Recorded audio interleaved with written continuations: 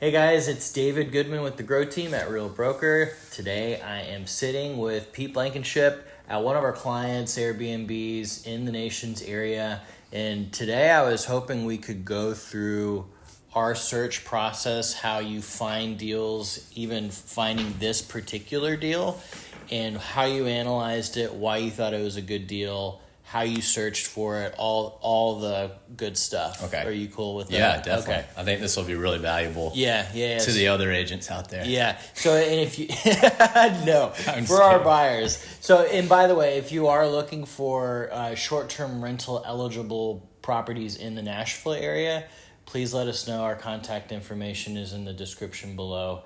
And now let's get into the search. All right, so first off, I just want to show a resource that we have. This is, you can go to realgrowteam.com. If you are looking for short-term rental eligible properties, we actually do have access to a search tool that we've put together ourselves, and we're kind of adjusting based on what's going on in our market. You'll need to go to our website.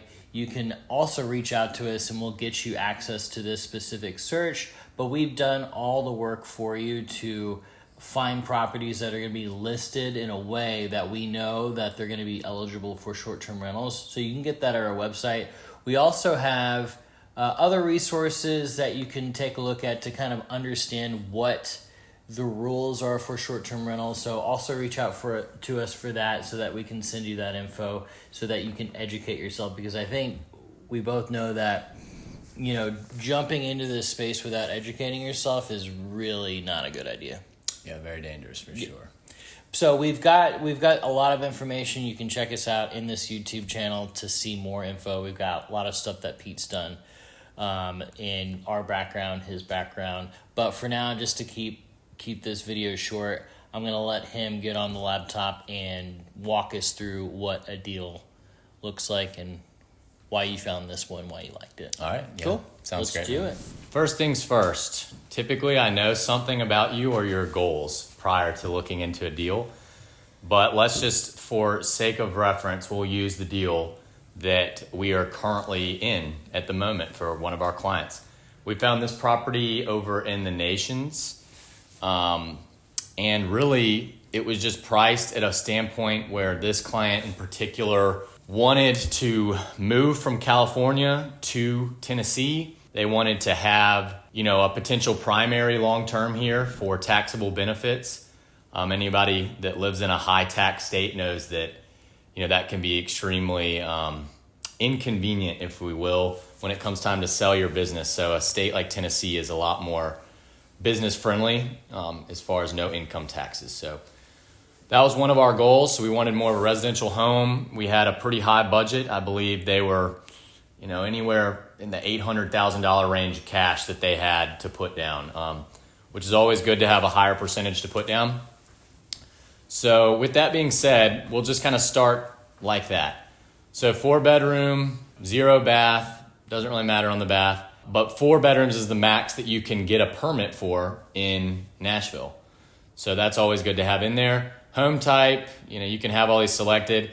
The key stuff that's really going to help you, and like I said, this will be very valuable to many people that are looking, but when I started really listing these properties at a high level back, 6-7 years ago, I was amazed at how inconvenient and difficult it was to find these properties just from Adam, like investor special or something for a flip, or it needs TLC for a flip or a handyman special, things like that. So we started to look into, NOO, non-owner occupied permit, right? So over the time, a lot of agents that want to get their property seen quickly where this zoning makes sense. This is the short-term rental, Nashville.gov, Davidson County municipal website. This is a great reference if you're trying to learn more about what type of permits they have here, not owner occupied, and owner occupied. Non-owner is going to be for any of these zonings, zoned commercial or mixed use or residential multifamily with LLC in place. There's specific or planned unit developments that might be specific, HOA or whatever. But for the most part, anything non-owner, you're going to need one of these zonings. And if you're planning on house hacking your short-term rental or getting an HPR, things like that, then you can look into these owner occupied. But that's kind of first things first, is to determine your strategy and what you're going to go for. It's going to determine your zoning. With that being said, we know now what kind of zonings we're looking for. I told you guys about the NOO kind of keyword that you can put in. This isn't a full scope. I mean, you're going to have some that slip through the cracks if you're searching this way exclusively. David and I find them all the time. Another big value that we provide to our clients, obviously, is fully encompassing the market and determining what you're looking for. I would just plug in, if I'm looking in a specific area, I've typed in my NOO portion. So let's just say I'm looking over kind of here in the Nations area, right, guys? So you see the Nations, West Nashville. I've plugged in, a very simple term. This won't be fully encompassing, but you'll catch a lot of them. All of these more than likely are short-term rental, non-owner occupied. Obviously, some of them say it, but we will look specifically into the Nashville parcel viewer. And this is where you're going to be able to find the zoning on a property. It's amazing to me how many people, work in this space that don't know how to find this stuff. And you can do this on Real Tracks or anything if you're an agent. But this is kind of the simple man's way to find out for sure what the zoning is on a property. So let's just, for example, use this one, 2403 Jefferson Street. And again, this is just for sake of showing you guys how to do this part. We'll get into a deal analysis in a minute. Okay, 2403 Jefferson Street. Let's confirm again, number C or unit C. You just want to make sure on stuff like that. You can find all kinds of info here.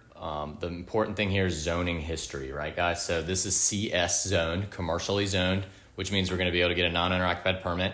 And look, they are currently issued a permit. So if you're going to be buying a property that's already rented as one, and it is, it's always good to make sure that it's currently issued a permit.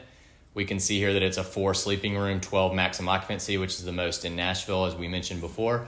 But this is kind of your preliminary stuff. You won't want to dig into analyzing a deal in detail if it can't work out, right? So, save yourself some time, do the front end research. Cash flow is really important to these clients, obviously, but they had a decent amount to put down. And then appreciation was important, but it wasn't as important for them as having a place that they could stay and feel comfortable and safe in, more residential, not so hustle and bustly.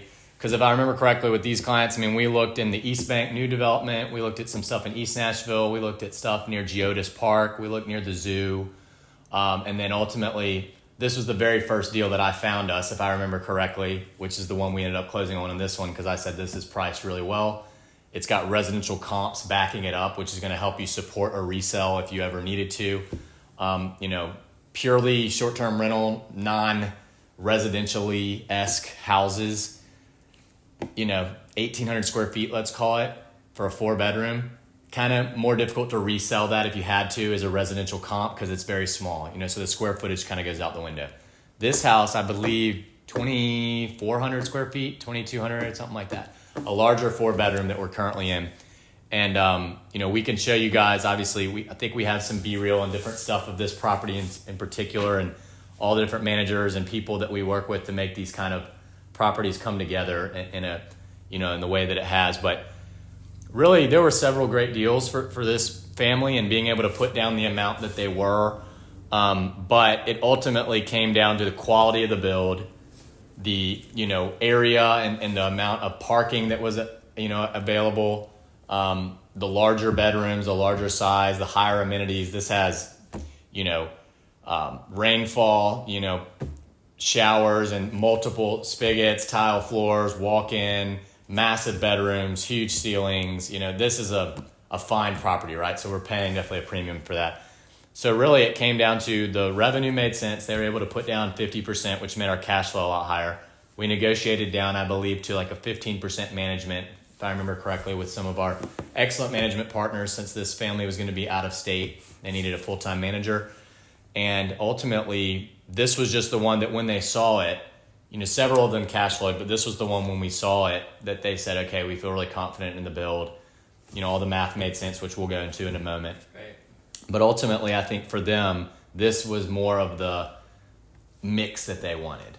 Being semi-residential, could come maybe live here when they sell their business or move here temporarily so that they can capture that tax benefits, but the price point, too, was like the biggest thing because what you're going to get in revenue here versus, on 12 South or a higher dollar amount area, like this did better in cash flow because it was a good combination Right. This same property on 12 South would have probably ran us around 1.4 million. If I had to guess, 1.2. So the revenue is not. It doesn't. Yeah. Like algorithmically, if we were to look into it from a variable standpoint, yeah, the multiplier would not be this would be a greater return for your money. And there are areas that are more up and coming that are a little bit less than this, Mm-hmm. but this particular spot in the Nations is a great middle ground between location, because the Nations has its own attractions and it's a trendy neighborhood, but at the same time it's not 12 South or Green Hills. Yeah, it's a lot more commercial, less walkable. But yeah, I mean, I walked to 8th and Roasters this morning, great coffee shop, barista parlor I walked to the other morning.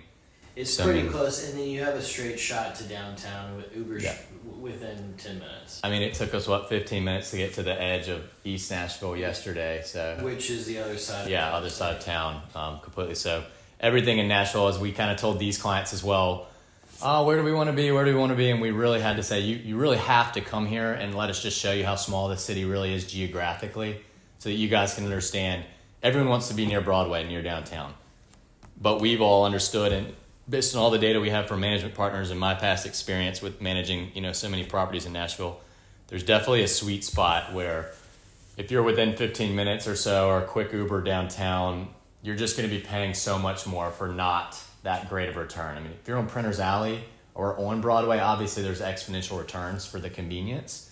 But, Demumbrian or Music Row or something where you're going to be paying substantially more, and that's because of location. But location in the sense of how small our city is from short-term rental, the differences are just not there unless you want that for yourself personally. But if it's purely for cash flow, you'd be better served to grab something at a little bit lesser price, really make the amenities strong, design it well, and see what kind of traffic you can drive for that price. Guys, I'm interrupting my own video just to let you know that if you follow me on Instagram at GrowWithDaveTN, you'll see the deal of the week that I post every single week. These are on and off market deals, not only for single family, not only for investors, it's just everything in between Nashville real estate related that is a good deal. You'll see it once a week, deal of the week, GrowWithDaveTN on Instagram. Follow it, you won't regret it. And back to the video. So again, this one's not currently on the market, but we ended up finding out, that they wanted non-owner occupied. That was important, right?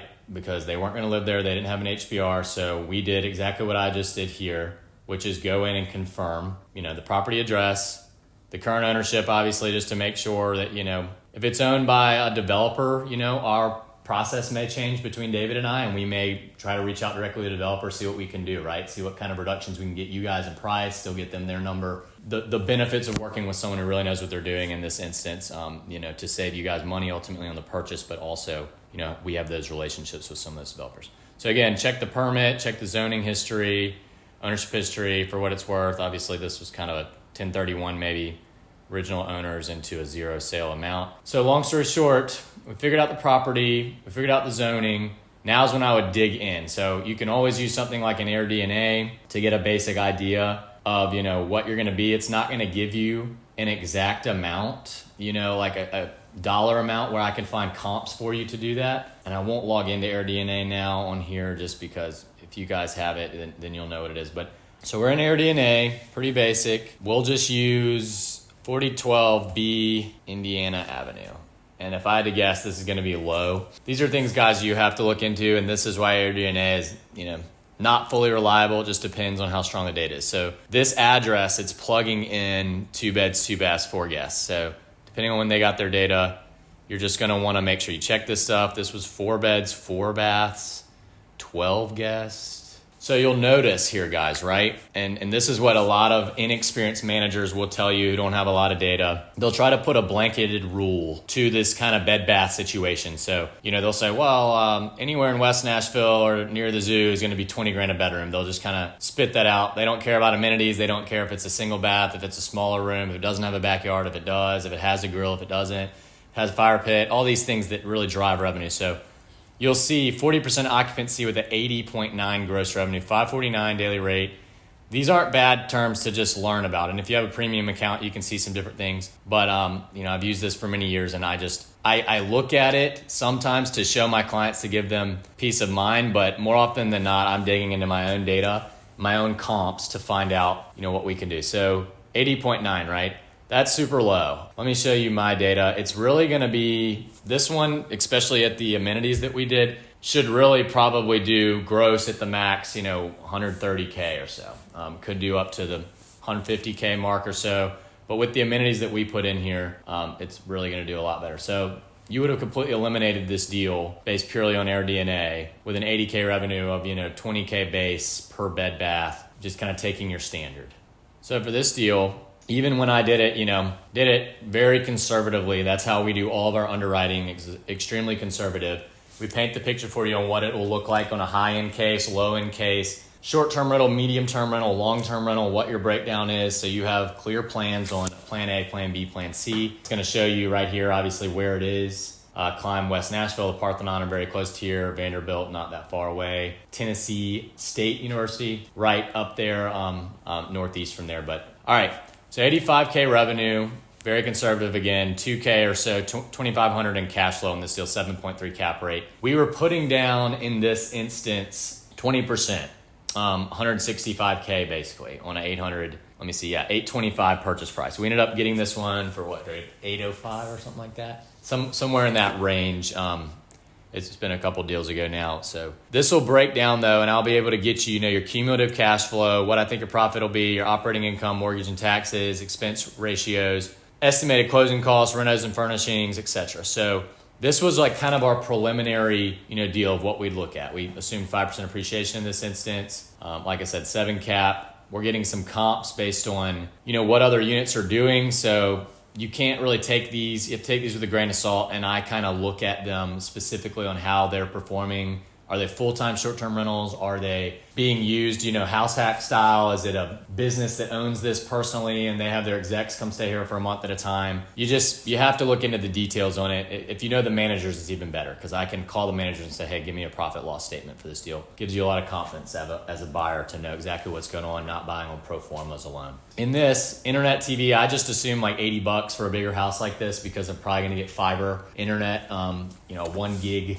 of fiber that'll cover you for 20 so odd devices. If everyone there brings a laptop and a phone, you'll still have plenty of bandwidth. You're going to be able to stream your devices on all their smart TVs, etc. $80. There might be some hardware cost, $200. I don't really include that in this basic search. We can always add that stuff later. This is our preliminary search to determine if it's even cash flow, worth looking into. Garbage in this case didn't matter. Electric, I did 115, gas 55. These things you can tweak based on specific property insurance, landscaping, etc. Right, guys? We assume $26 a month for a permit because a permit's going to run you about $320 a year with a credit card. You break that down to 12, it gets down to. Platform fee is going to be 3% for your Airbnb fee. That's going to be off the gross. Management fee in this instance, believe we estimated 15% on this. So that's going to be about the minimum you're going to get. And this is a 4-bedroom, really nice property. You'll be able to negotiate with your management companies the higher your gross revenue is, right, guys? So if you're making 150 grand, they're making, just call it 10% for easy math, that's 15 grand.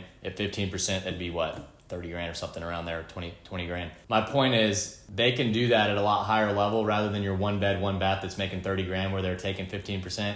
So it's not worth the headache for them. So just know that when you're buying bigger properties, you have a little bit more to negotiate with. Management fee, we estimated our monthly mortgage and taxes. Purchase price, $825, 20% down. Like I said, guys, we ended up putting 50% down once we understood the math on this and we were able to reduce the price. So 20% down on this, we cash flowed this, like I said, at 20%. So we ended up putting another 10% of equity injection. I believe they put, it was unfurnished, so we might have spent $70K or so full all in.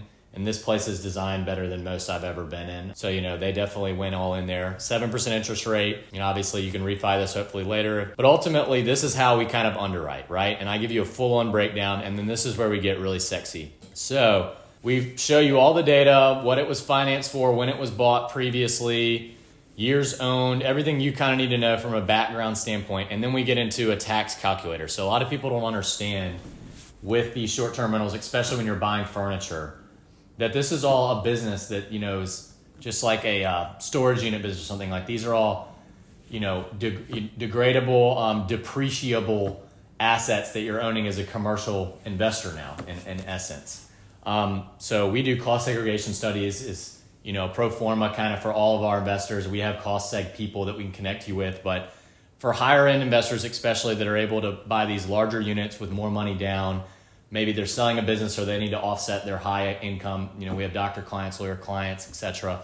Lots of business owners that they need to understand how can they use this in the first year to gain some equity, but also potentially offset some of their high earning income, W-2 or whatever. So this is kind of a preliminary breakdown that I do with the team on a cost seg study. So mortgage and interest, depreciable, deductible property tax, and then estimated depreciation value. You can do accelerated depreciation, obviously here. Make this a lot slower depending on how much you need back, how quick, what your strategies are. But that's kind of the beauty of working with us. Once we know your strategy, we can adapt it to how you need it to be in order to dig in a little bit deeper. And I won't share too much other detail on this. Ultimately, on any deal like this, you can look into it with us and we'll go into more detail.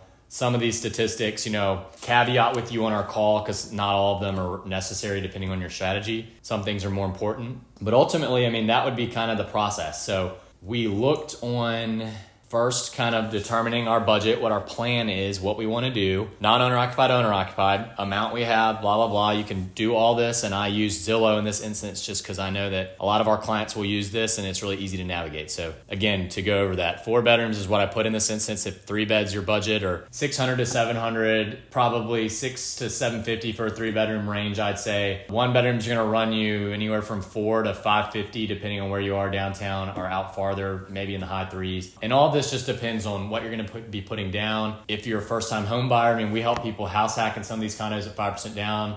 If you have a portfolio and we can look at other stuff, we have DSCR, partners with our lending side that we can look at to just figure out how to get creative. So first thing's figuring out your strategy, determining what kind of your budget is, what you're looking for. You could plug in words like NOO. Like I said, that's not going to capture all. So if you're looking for downtown, a DTC zoning is kind of a commercial downtown zoning. This is going to be some of the ones like the riverfront down here. Obviously, we have 4-bed plugged in. So let's remove that altogether. You're going to see several of these, obviously sold and bought a lot of them in this building. This is the riverfront condos building. These are great 1-bedrooms. These all should really cash flow for the most part. They're great for medium-term rentals. Obviously, some of them come fully furnished. This left side was destroyed by a tornado in 2020, so a lot of those have been redone. But my point is, this is to give you an idea of if you're plugging in your beds and baths and your budget on here, you can plug in specific zonings in your keywords if you know what you're looking for, or we can just type in that NOO or STR. So real quick, guys, so let's just check out if I just type in STR, I'm going to be getting a lot of things popping up, right? So I remember looking at and analyzing this Printer's Alley deal back in the day before it originally sold. This is an amazing deal. Just look how you might not cash flow, but if you're looking to park cash in Nashville for 10 years or you have a high income, look how this is designed. It's just incredible. But this ultimately, if I just type in STR, right, I'm going to be getting we're in downtown, so there's not going to be much residential. See how many more properties are popping up? Because so many agents are going to just be putting, this could be an owner-occupied STR or non-STR eligible or whatever. So if you type in STR, you're just going to get a lot more. So if you know what you want. And any word that starts with STR. Yeah. So straight. There's some things like people will say like STR lighting even about their kitchen, like sunbathe, or like acronyms, all kinds of things. Long story short, keywords, guys, are really, and I remember when I started really listing these a lot, I started just plugging in, all kinds of keywords that I would use, in my listings or in my hashtags or whatever. So, let's do, again, NOO, that's non-owner occupied. You're seeing a lot of 4 beds, 3 beds. This one's probably actually not eligible. But again, this is just to give you guys an idea of how to start searching. And then you can AirDNA it if you want. It's not always right. It's a good starting point to at least have a conversation and start running some napkin math. But I think if you want the details, you need to kind of reach out to a manager or someone like myself who has real data. Second step, again, is to kind of just look into your parcel viewer, make sure your zoning's correct, that the agent's not incorrect. So we're at zoning history. This one's commercial services, so it can get a non-owner occupied. We're checking that website. We see that CS right here, right, is one of the zonings that allows for non-owner occupied. So we're good there. And then now we can start our analysis. So that's when I kind of dig in. We have investor spreadsheets that we'll build for our team, kind of a best case scenario, worst case scenario. We can break down taxes. We can determine, based on which manager we're using, what those fees kind of look like. Some of them work a little differently. Some things are inclusive, some aren't. Some are after tax, some are before, some are pre-gross revenue, some are net of gross revenue. Definitely worth when you're doing your final math. The difference could be $3,000 a year now cash flowing, or like you forgot to include some fees and you're actually a little bit underwater. So that's why I say plan A, plan B, plan C is really the best way to go. Short-term rental, corporate rental, long-term rental, and just understand fully. If you're buying a 7% interest rate with 10% down, you have a little wiggle room. So we often will have our clients put down 30%, 50% if cash flow is their pure goal. It just depends. And then we have plenty of ways of leveraging that with our lending partners to help you depending on what your goals are. But I hope this was helpful, guys. Obviously, it's very detail oriented and we can do this for you. But I wanted to show you kind of in detail the things you would do from a professional standpoint to get a good idea of whether something makes sense or not. Okay, Pete, thank you so much for doing that. If you guys are interested in seeing what this house looks like, we're going to do a home tour of this one. You should see a link for it. Also, if you are interested in a deal like this, there is one actually on the market. It's not our listing. It's a guy named Matt Davis has it. Yep. It's available now. It's dropped in price. I think it's for whatever reason it hasn't sold, but I think it's a hidden gem. So if you want to, schedule a private tour, we'd be happy to get you in and then walk you through the numbers on this particular property. Absolutely. Thanks again, Pete, for joining My us. pleasure.